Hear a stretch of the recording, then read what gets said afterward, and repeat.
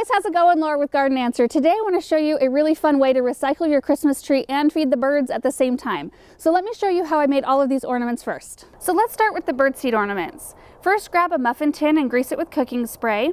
Set it aside and grab a bowl. Pour in 2 packages of plain gelatin and 1 cup of hot water and stir until the gelatin is dissolved.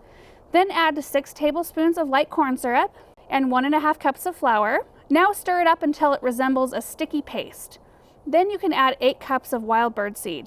I use a custom blend of birdseed that's mixed at our local garden center, but any wild birdseed will do. Stir again until the birdseed and the paste are blended really well. Fill each individual muffin cup about halfway. I find that if you dip your fingers in water occasionally, it helps to keep the seed from sticking to your fingers. Then grab a few pieces of jute twine or ribbon, make a loop, and press them down into the seed mixture. Add more of the mixture over the top of the twine to fill the cup, then press down firmly. You'll want to let these dry for several hours up to overnight. Next up are the pine cone ornaments, and these are really simple.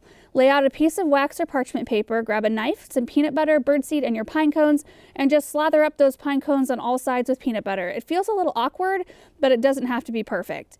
Then roll it around in the birdseed until all the peanut butter is covered, and then you can set your pine cone down. Take a piece of twine, make a loop, then grab your glue gun and hot glue it to the top, and that's it. Look at how pretty all of these look. Making garlands are a little time consuming, but totally worth it. I'm using 6-pound test fishing line and a large needle. I'm going to start with a few cranberries, about 5 will do, then a slice of dried orange, followed by a few pieces of popcorn. The popcorn is probably the hardest thing to thread. Just go slow and direct your needle through the fleshiest part of the popcorn. Repeat these layers until you've got a nice long piece of garland. The last garland I'm making is out of fresh slices of apples and oranges. Make your slices at least a 1/4 inch thick, if not more. You want them to be sturdy enough to stay on the twine. For the apples, lay out a piece of wax or parchment paper, grab your knife, peanut butter, and birdseed again, and slather peanut butter on half of the apple slice front and back. Dip it in birdseed and lay it on the paper. Just keep doing that until all your apple slices are done. Then grab some jute twine and a large needle, thread on an orange, then an apple, and repeat until your garland is as long as you want it. I prefer to keep my garlands fairly short, like under 4 feet, because they're a lot easier to work with. So here's everything I made to decorate the tree, and I actually think it looks really pretty just setting out here on the table just like this. So in this corner here, I've got all my pine cone ornaments. I think I ended up with like 17 of them or so. I think they're really pretty. And then on this tray here, I've got my garland that's got the popcorn, cranberries, and dried oranges. And I am not gonna lie, it is a pain to string popcorn. So kind of halfway through that project, I ended up just taking all the cranberries I had left and I made just cranberry garland. It was a lot easier. Then I've got 3 plates of the birdseed ornaments, and I think I've got about 40 of those, and they're different sizes. So I had like a regular muffin tin size right here, and then I had the jumbo muffin tin. So these are a little bit wider. And I used a little bit of leftover red rope ribbon I had from Christmas, and then some jute twine. I also have 3 Finch sock feeders, which I clearly did not make myself, but these are lightweight. They're about 13 ounces, and I thought that these would be really great to hang in the tree just for some extra bulk, and there are still finches around, so I think they'll really like the Niger seed that's in there. And then these are also ones I bought that I did not make. So these are full of sunflower seeds for bigger birds. I have 3 here on the table, but I did bring home 5 altogether. And then I've got my apple and orange garlands. Now the birds usually really take after the apples and of course the peanut butter and seed right there. The oranges are a little bit more for decorative purposes. I did notice last year, because we had so much snow and it came so early, that the birds actually ate everything I put out for them because they were really hungry. This year, this is our first real snow and we only have a few inches, so there's still a lot that the birds are foraging. So they might not start nibbling on those oranges until maybe we get more snow or if they get desperate for food, but I just wanted a little bright pop on the tree. And then in this bowl here, I've just got the rest of my cranberry garlands. So these should look really pretty, I think. So now let me tell you a little bit about this tree. So it's quite large. This is actually not a tree I had inside of our house because we do artificial because we heat with wood and I just don't like the fire hazard, and we have a couple of family members that are allergic. So anyway, this one came from the garden center where I work. We had 2 this size left over this year. Typically we put a for free sign on them Christmas Eve morning and put them out on the sidewalk. If anybody wants to come take them, they can take them if they haven't had a chance to get a tree.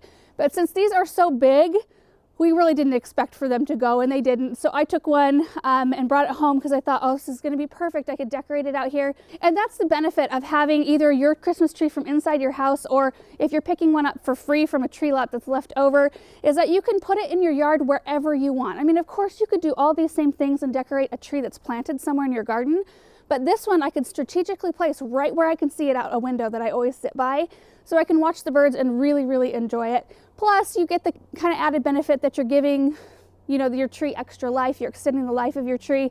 And like this one wasn't able to fulfill its Christmas destiny, so now it has a chance to like live and provide a purpose out here for the birds. And this is a noble fir, by the way. This is one that they left natural. They didn't shear it as it was growing, so there's lots of beautiful architecture to this tree. So now the fun part, I get to decorate.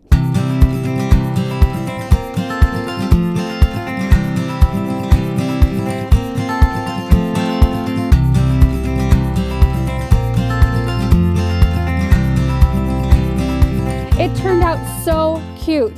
And I love the fact that this tree was left natural, because it left so much room for these things to hang, and it really showcases, I think, all of the ornaments and garlands that I used in this, the whole thing. So the things that you do want to be mindful of is that you want to make sure you put it somewhere where it's protected from any wind. So right where we've got this tree in our yard, there's a huge bank of shrubs and trees right to my right. So, and this is the way the wind comes. So it should be just fine. It's on a really big tree stand, so it should stay upright.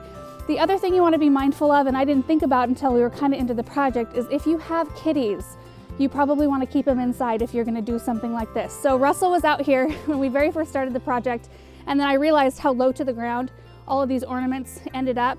And I thought it would be a disaster if you have a kitty out here and the birds are starting to land. So we put Russell inside, and we will keep him inside until we decide to take this tree down. So just be mindful of that. I mean, if you're trying to attract the birds into your yard, you want to put the food and things that are attracting those birds away from predators. And that's kind of what I do when I put out my regular bird feeders. I usually hang them from a branch in a tree with a long metal S-hook, and that way there's no way cats can get anywhere close to the feeders. So just keep that in mind if you decide to tackle this type of project. So I did do quite a few different styles of ornaments, which you certainly don't have to do that many. I just wanted to give you guys an idea of several different things that you could do. And you can do just all homemade stuff. You can add in, you know, little store-bought kind of inexpensive feeders if you want, like I did. You don't have to. But the whole thing is very inexpensive, very easy to do, and just a really fun project. And I really had a great time doing it. I also think it's a really great project for kids. So that is pretty much it for this project. If you guys think that this was fun, please share it with your friends, and we will see you guys in the next video. Bye.